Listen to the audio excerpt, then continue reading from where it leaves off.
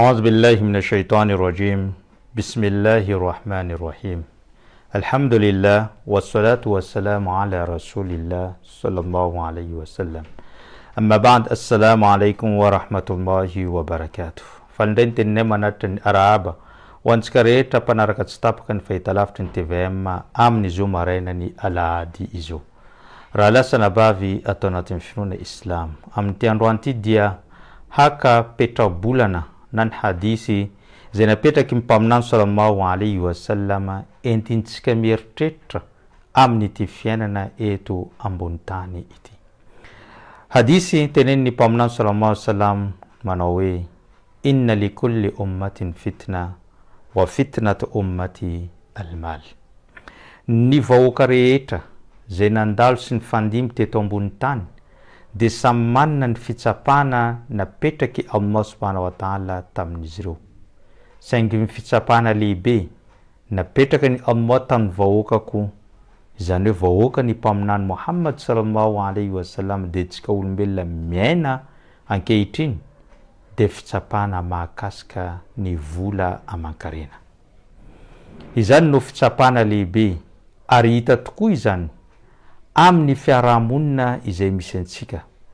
Mahatonga ny fiarahamonina tsy mifanaraka, mahatonga ny piraitapo miady, mahatonga ny mpiara-miasa mifamono, ary mahatonga ny olona mifampitory eny amin'ny fitsarana sy ny toerana maro izay andalovana.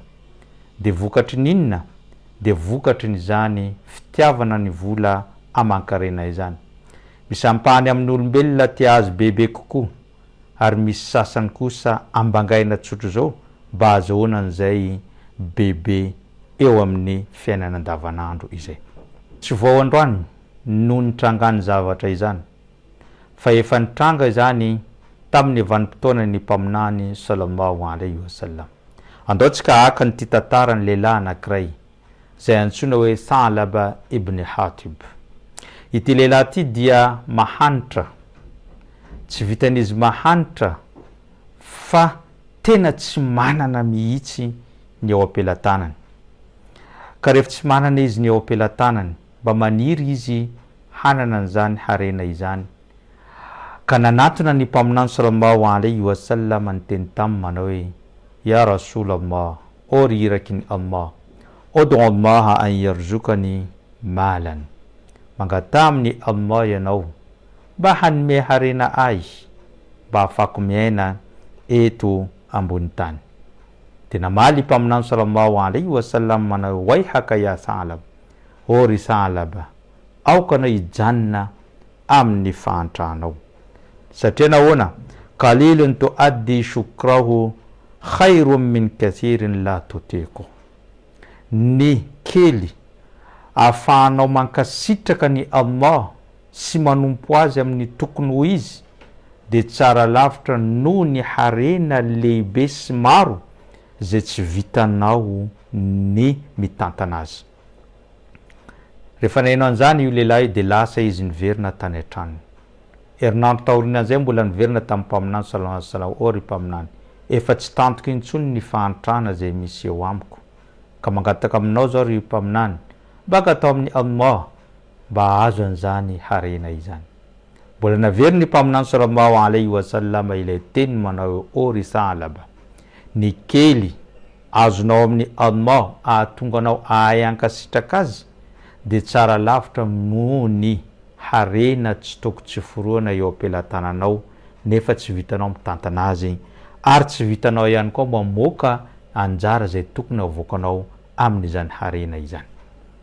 Nandeha ny herinandro manaraka niverina farany Thalaba ka niteny tamin'ny mpaminany, amin'ity androany ity ry mpaminany de tsy avelako anao raha tsy mangataka amin'ny Allah mba azoako an'izany Harena izany. Teo mpaminany sallallahu alaihi wasallam dia nangataka tamin'ny Allah manao hoe Allahumma arzuq Thalaba malan, o ry tompo Allah, omeo Harena i Thalaba. Fotoana fohy taorinan'izany de nanomboka nahazo Harena i Thalaba. Teo aloha teo talohan'ny fahazonan'izany Harena izany de Thalaba tsy tapaka ny manao soala indimy isan'andro ao amin'izany moske izany. Fa tamin'ny fotoana nanomboka izy nanana ondry ray nanana ondro roa, nanana ondro telo, nivadika zany vala anankiray, nivadika vala anankiroa, de nanomboka tsy tazana teny amin'ny moskey intsony ithalaba raha tsy amin'ny solat al-fajry sy amin'ny solat al-aisha ihany. Fa ny solat anankitelo dhuhr sy asr ary maghrib de tsy hita izy satria varina mikarakara an'izany harenany izany.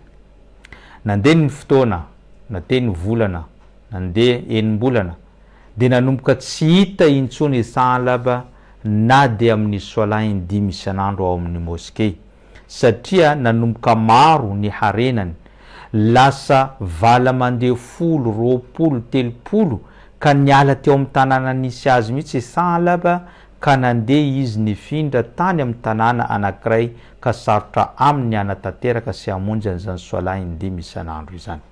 Ka ndray andro mpaminany nanontany aiza ry ithalaba, de niteny ireo sahaba hoe izy efa niala sy nisitraka eny amin'ny sisin'ny tanàna satria efa niamaro ny harena teo am-pelantanana.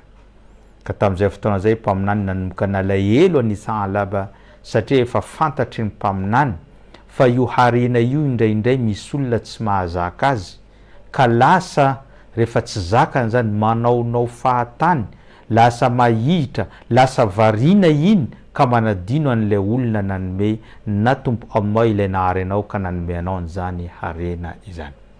Nandeha ny fotoana nikisaka ithalaba niala amin'ny tanàna nisy azy mihitsy, nandeha amin'ny tanàna izay lavidavitra kely eo mba andeha hikarakara an'izany harena zany, ary niroborobo fatratra izany, tsy nisy olona nanan-karena sy nanana bebe fiompy mihoatra ny ithalaba tamin'ny toerana zay nisy azy, ary ny olona rehetra dia mangataka sy mandeha amin'ny ithalaba rehefa hividy sy anakalo an'izany bebe fiompy izany. Nandeha taty aorina, rehefa niamaro ny harenany ithalaba dia nalatsaka ny Allah subhanahu wa ta'ala ny didy famoana ny zaka, satria fantantsika fa ny harena io am-pelantananao de misy zony Allah subhanahu wa ta'ala zay tsy maintsy avoakanao ho fanampinany ireo mahanitra vokatra n'izany vola man-karena izany. Ka rehefa nilatsaka ny didy famoana ny ampahany amin'ny karena na ny zaka, de ny raha ny mpaminany sallallahu alayhi wa sallam ireo sahaba nandeha tamin'ny ithalaba, nandeha nangataka taminy hoe avoay ny zakanao fa tonga ny fotoana tokony hamoanao an'izany. De nanomboka teo ithalaba ny salasala, lasa kamo amoaka an'izany, lasa nahihitra, tsy nahavita namoaka na dia biby fiompy anankiray ho zaka tamin'izany fotoana zany, ka niteny tamin'ireo iraka ireo izay mandehana aloha avonareo ny zakan'ny olona rehetrarehetra de rehefa avy eo miverina eto amiko anareo. Lasa ireny olona reny nanangona ny zaka rehetrarehetra namididina ny tanàna, farany izy ireo rehefa hiverina amin'ny mpaminany de nandalo teo amin'ny ithalaba, saingy ithalaba mbola natahotra sy ihany koa ny salasala amin'ny famoanany zany ka tsy namoaka ny zaka izy tamin'izay fotoana izay. Rehefa tonga tany amin'ny mpaminany sallallahu alayhi wa sallama ireo iraka de nantany ny mpaminany inona zavatra zay nandalo, de niteny izy ireo ithalaba tsy mety namoaka an'izany harena izany ho zakary mpaminany sallallahu alayhi wa sallam. Nalahelo ny ray tanàna ka nilatsaka lay andeha teny masina ao anatin'ny surat at-tauba izay miteny manao hoe wa minhum man ahada Allah la in atana min fadlihi lanasaddakanna wa lanakunanna min as-salihin falamma atahum min fadlihi bakhilu bihi. Tenenni Allah misy amin'ireo pino, misy amin'ireo olombelona zay nanome fampanantenana sy nampanantenany Allah, raha ohatra ka mahazo vola aman-karena zao dia hamoaka izany amin'ny lalany Allah, amin'ny fanampinany olona ary ho lasa olona mpanao ny asa soa izay. Zay no fampanantenana nomeny, ary zay tokoa no fampanantenana nomeny ithalaba ny mpaminany sallallahu alaihi wasallam rehefa mahazo vola aman-karena zao dia hamoaka ny zaka ary hanampy ny olona amin'izany. Saingy tenen'ny Allah subhanahu wa ta'ala hoe rehefa nomenay izy ireo ny fahasoavana avy aty aminay ny vola aman-karena bakhilu bihi, zany hoe lasa mahihitra, lasa mavesatra amin'ny mamoakan'izany. Ka rehefa nilatsaka io andeha teny masina io dia fantatra ny sahaba rehetrarehetra fa ithalaba no tiany Allah subhanahu wa ta'ala tenenina amin'izany. Ka nisy olona niazakazaka nandeha tany amin'ny thalaba ny teny taminy manao hoe ory thalaba, tadidio fa nisy andeha teny masina nilatsaka taminao, nisy andeha teny masina nilatsaka milaza toy izao sy izao, ka matahoranao avoay ny zakanao. Teo voataitra ithalaba ka niazakazaka nandeha nanantona ny mpaminany sallallahu alaihi wasallam nitondra ny zaka na izany ampahan-karena atolotra ho an'ny mahanitra izany. Saingy rehefa tonga teo dia niteneny ny mpaminany sallallahu alaihi wasallam, efa norara ny tompo Allah subhanahu wa ta'ala ny tenako ka tsy afaka mandray intsony izany zakanao zany ry thalaba. Ka nalahelo ithalaba ary nanenina izy tamin'izay zavatra zay, satria fampanantenana lehibe nataony any Allah sy ny irakany. Nefa rehefa azony zany harena zany nivadika tsy hita amin'ny fanaovana sola, nivadika tsy natateraka izany zavatra rehetrarehetra izany. Rehefa tsy nandray mpaminany sallallahu alaihi wasallam tahory amin'ny fahafatesany mpaminany, dia tonga ndray Abubakar Siddiq nitondra, dia tonga ithalaba nitondra n'izany zavatra izany na iray sadaka anazy zany na izany zaka izany. Dia teneny Abubakar, raha ohatra ka mpaminany tsy naka, za ihany koa dia tsy mananjo maka n'izany zakanao zany. Tonga ihany koa i Omar tahorinan'izany dia tsy nafaka nandray ihany koa i Omar.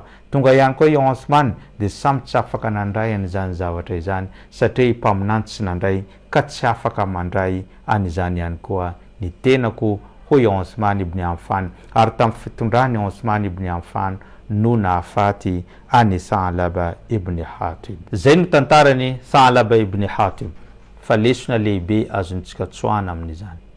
Tadio raha lasa nabavy anatin'ny finoana Islam fa ny fitadiavana ny vola aman-karena dia tsy voarara amin'ny finoana Islam. Ny fitiavanao ny vola aman-karena dia tsy voarara amin'ny Islam, fa ny fitiavanao azy diso tafahoatra no voarara amin'ny finoana Islam. Satria ny fitiavanao ny vola aman-karena diso tafahoatra no ahatonganao ho lasa mahihitra tahaka ny thalaba.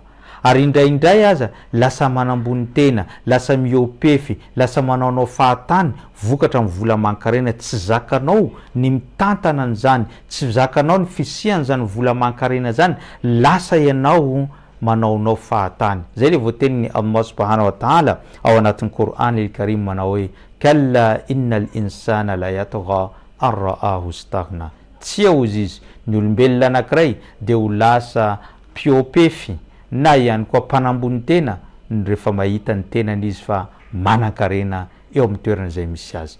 Ka ny manan-karena na ny fananan-karena tsy voarara, fa rehefa manan-karena ianao dia misy zony Allah subhanahu wa ta'ala amin'izany harenanao zany, ary misy zony ireo mahanitra ao anatin'izany. Dia avao zony Allah subhanahu wa ta'ala dia ny zaka, ary zony ireo mahanitra dia ny sadaka avoakanao, hanampinao ny olona, hanampinao ny havanao, hanampinao ny manodidina. Ary raha ohatra ka anao fatra mpanampy an'ireo manodidina anao dia ilamina anao, tsy misy olona hanafika anao na ihany koa olona anao ratsy anao. Fa raha ohatra ka anao manambony tena sy piopefy dia ireo manodidina anao ihany no mety hanao ratsy anao amin'izany fotoana izay.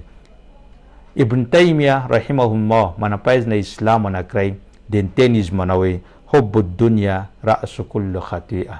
Ny fitiavanao loatra ny fiainana eto ambony tany, ny vola aman-karena dia loharanony haratsiana rehetra. Satria nahoana? Misy tantara izay nitantarainy ireo manampahaizana fa misy olona anankitelo nandeha nitady trésoro tany amin'ny toerana anankiray. Rehefa nandeha izy ireo nandritra ny andro maromaro dia nahita n'izany trésor lehibe izany. Zany nahita volamena, nahita diamant, ary nahita vatosoa izy ireo tao anatin'izany lavabato anankiray izany. Dia nifanaraka izy ireo tamin'izay fotoan'izay hoe tsy maintsy hozarana telo mitovy ity zavatra ity. Saingy mialohan'ny hijerevantsika na hizarantsika azy mitovy dia andana no raiky amintsika mandeha mividy sakafo. Dia nitendrena ray tamin'izy ireo handeha hividy an'izany sakafo izany. Rehefa lasa nandeha nividy sakafo iny raha iny dia tany ampandehanana tany izy nidira ny shaitoany ny sainany ka niteny izy hoe maninona moa rehefa azoko ty sakafo ty de ampidiriko poizina ato aminy ary rehefa feno poizina ty de rehefa misakafo reny roa namako roa any reny maty avokoa izy reny ary zarery no mibatana zany trésor lehibe zany. Rehefa teo ampanaovana an'izany mpieritrretana an'izany iny lehilahy iny de ny namany anakiroa tato ihany koa nampidiro ny seitoany tashoisy na hevitra ratsy ihany koa ka nifampiresaka ihany koa izy ireo maninona moa rehefa tonga eo ny namantsika iny de vonontsika avy hatrany de au lieu de hizara anankitelo ny trésor de hozarana anakiroa de nifanaraka izy ireo fa raha vao tonga eo iny namany de vonona avokoa. Rehefa tafaverina avy any ilay naman'izy ireo dia tsy nisalasala akory ilay namany anakiroa namono azy satria tetika efa voaomana izany. Rehefa maty ny namany iny dia falifaly izy roa ka hizara anakiroa ny trésor de teo izy ireo niteny andao lotsika hisakafo rehefa voko tsara vao mizara nyty zavatra ty dia nisakafo izy ireo. Rehefa nisakafo efa nisy poizina ihany koa ny sakafon'izy ireo ka samy maty avokoa na ilay nandeha mividy sakafo na ireo namany anakiroa samy maty vokatra ninona vokatra n'izay fitiavan-karena izay tia azo izy rery fa tsy tia hizarana amin'ny namana ka zay mahatonga hoe ny fitiavan-karena diso tafahoatra de loharanony haratsiana rehetra araka ny voalazany imamo ibn Taymiyah rahimahullah. Ary tadio raha lasana bavy anatin'ny fina islam atsika pino islam tsy voarara mitady an'izany fa mifanohitra amin'izany tompo Allah subhanahu wa ta'ala dia mampirisika ny pino islam mba hitady an'izany harena izany satria niteny izy manao hoe fa idha qadaytumus salata fantashiru fil ard wabtaghu min fadlillah. Rehefa tapitra ny salatiny juma izay ataonareo de miparitahnareo manerana an'izao tontolo zao ary tadiaviny anjara-pahasoavanareo. Zay de maneraka antsika hitady an'izany vola man-karena izany. Ary tsy vitan'izany fa niteny mpaminany sallallahu alaihi wasallam ihany koa amin'ny hadisy manao hoe tsy misy sakafo tsara tiany Allah ampidiriny ny olona ao amin'ny vavany mihoatra ny sakafo izay azony tamin'ny hatsemboany. Zany hoe ny hatsemboanao mihitsy no tena tiany Allah ny hinananao. Dikan'izay voadidy ihany koa tsika hitady an'izany vola man-karena zany fa ity azy mihoatra ny tokony na ny fetra farany napetraka ny Allah ahatonga antsika iopefy tahaka ny Salaba, tahaka n'ireo olona sy Karona zay voalazany Allah tao anatin'ny boky masina al-Qur'an Karim. Karona zany de tamin'ny vanim-potoanan'ny mpaminany Musa alayhi salam izay nivadika noho ny fitiavan-karena, nivadika tamin'ny vahoaka Israeliana, nivadika tamin'ny mpaminany Musa nefa izy de olona zay niaraka tamin'izy ireo fa noho ny fahazahoany vola man-karena misolelaka any amin'ny pharaon any amin'ny firaona izy de nahazo an'izany harena zany. Zay no voararany tompo Allah subhanahu wa ta'ala. Fa rehefa manana an'izany harena izany atsika de manaova toy ny mpaminany Sulaimana alayhi salam. I mpaminany Sulaimana alayhi salam nomeny Allah fahasoavana rehetra teto ambony tany. Inona ny fahasoavana zay azo? Fahasoavana voalohany izy nataony Allah mpanjaka, nataony Allah mpaminany, nataony Allah manan-karena, nataony Allah subhanahu wa ta'ala nitantana an'izao tontolo zao, nataony Allah mahay karazana firesaka ny vorona, firesaka ny biby, firesaka ny zavatra rehetra dia hay ny mpaminany Sulaimana alayhi salam ary mahavita mibaiko ny olombelona, mibaiko ny jiny, mibaiko ny rivotra, mibaiko ny zavatra rehetra izany mpaminany Sulaimana zany. Ka vokatra an'izany zavatra zany tsy nentiny niopefy teo amin'ny fiainana fa nanjaka izy ary nitsara tamin'ny fahamarinana ary tsy vitan'izany isaky ny alina izy de tsy mitsahatra mankasitraka any Allah subhanahu wa ta'ala. Zay de voarakitra ao anatin'ny Qur'any mpaminany Sulaimana rehefa nomena an'izany fahasoavana zany de niteny izy manao hoe hadha min fadli rabbi liyabluani a ashkur am akfur. Io izy de fahasoavana nomeny Allah subhanahu wa ta'ala ay mba hitsapany ahy hoe avita ankasitraka azy ve sa handeha hikomy azy tamin'ireo fahasoavana maro izay nomeny. Satria rehefa nomeny fahasoavana anao tsy hoe anao tiany Allah fa fitsapana io. Ny fiainana eto ambony tany de ny fitsapana, ny fantrana de fitsapana ny faharetanao ary ihany koa ny fananana de fitsapana ny fankasitranao ny Allah subhanahu wa ta'ala. Zay araka mivoalazany mpaminany Sulaimana a ashkur am akfur. Hikomy veza sa hankasitraka ny Allah tamin'ireo fahasoavana izay rehetra nomeny Allah subhanahu wa ta'ala. Satria tadidio ihany koa fa ny harena dia tsy hovoky na ovina ny olombelona anankiray, na de efa manan-karena tahaka ninona azy anao, na de efa manana orinasa firy azy anao, na de efa manana volamena firy azy anao, na de manana vola ohatrinona any amin'ny banky anao, tsy hovoky ny olombelona anankiray amin'izany harena izany. Ka zay le teneniny mpaminany sallallahu alayhi wa sallama amin'ny hadisy manao hoe law kana libni adama wadiyani min malin labtagha thalisan wala yamla'u famu ibni adam illa turab. Raha ohatra ka taranaka adama anankiray na ny olombelona anankiray nanana loasa anankiroa amina volamena amin'ny vola sy ny fananana rehetrarehetra, de izany olona zany de tsy tsatra izy mitady ny fahatelo sy ny fahaefatra mba azahoany bebe koa ary ny vavany zanak'olombelona de tsy hovoky raha tsy efa midanadana ao am-pasana ka idirany zany vovoka izany. Zay no mahavoky ny vavany zanak'olombelona. Ka anatra ho antsika izany, sosikevitra ho antsika izany, afaka mitady vola itsika, afaka mitady harena tsika ary no didiny finoana islam, saingy fioara-pefy amin'izany. Rehefa azonao harena de misy zo ny Allah, rehefa azonao ny harena de misy zo ny mpamahanitra ao anatin'izany, ary ny famohanao ny zo ny Allah sy ny famohanao ny zo ny mahanitra no aprindra ny fiainanareo eny amin'ny fiainanao andavanandro eny amin'ny fiarahamonina, ary ampizotra ihany koa ny fiainanao sy ny fifandraisanao amin'ny tompo Allah subhanahu wa ta'ala. Teneniny mpaminany sallallahu alayhi wa sallam amin'ny hadisy manao hoe ni'mal malu salih lirajulu salih, ny harena tsara indrindra de zay mipetraka eo ampelantanany olona tsara sy mpino izay mahavita manampy ny namany, tahaka ny nataony Abubakar Siddiq radiallahu ta'ala anhu, nanampy olona reo ary namotsitra ny Bilal izay natao andefy tamin'ny vanim-potoana zany novodiny, ary nataony olona ho olo-tsambatra izany Bilal izany. Tahaka an'izany nataony Osman ibn Affan rehefa tonga tao Madina, nividy vovo anankiray natolotra ho an'ny mpino islam, nataony zero rano fisotro tao Madina. Tahaka an'izany no ilaintsika, fa tsy hoe rehefa manan-karenanao de mangoro-karena tazominao anao rery mandra-pahafatesanao, rehefa maty anao dia ny mpandova migogana zany harena zany, fa ianao de ho antaniny Allah subhanahu wa ta'ala amin'ny antsipriany tamin'ireo harena rehetra zay nazonao, ahoana ny fomba azahoanao azy, ahoana ny fomba fampiasanao azy, ary ny laninao tamin'inona izy, fa ny mpandova kosa mahazo an'izany zavatra zany rehefa maty anao eto ambony tany, tsy misy tavela na tsy misy oentinao any amin'ny Allah subhanahu wa ta'ala. Amaranantsika azy de teniny Allah subhanahu wa ta'ala teny manao hoe alhaakumut takathur hatta zurtumul makabir. Anareo izy de tsy tsatra hangoro-karena, hangorona an'izao zavatra rehetra zao, afa-tsy hoe ampidirina ao am-pasana ianareo. Zany hoe ny olona anankiray tsy hovoky amin'izany harena zany raha tsy efa fotoana izy ampidirina ao am-pasana.